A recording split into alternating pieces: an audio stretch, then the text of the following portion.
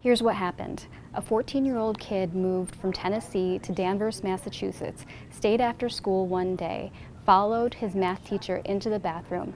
His attorneys admit he killed her there. He used a recycling bin, one of the kind that rolls, to take her body out to the nearby woods. He's being tried as an adult, and an adult found guilty of this charge would be sentenced to life in prison.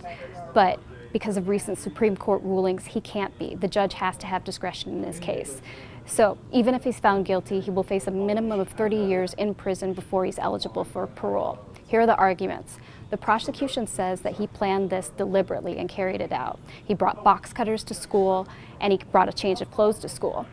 The defense says that he had an undiagnosed psychosis that was exacerbated when he moved from Tennessee to Massachusetts. And they're pleading not guilty by reason of insanity. These are some of the complications. 1, Chism confessed to the police, but that has since been suppressed. 2, the way we deal with juvenile crime is changing. Basically, we're recognizing neuroscience now. So courts recognize now that juvenile brains are developing, and we don't really understand our actions or have full reasoning of them until we're well into our 20s. And again, even though Chism is being tried as an adult, because of those court developments, any mental health expert who takes a stand in that case can make that point.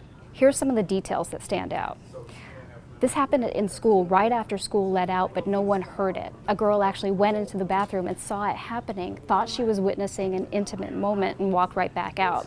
He spent a lot of time moving the body. He had bloody jeans. He was lugging the recycling bin across the athletic fields, and no one really paid attention to him, even though they saw him.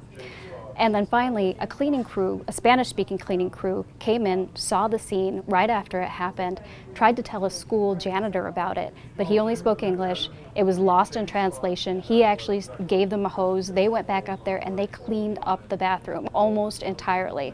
So in a sense, they cleaned up the crime scene.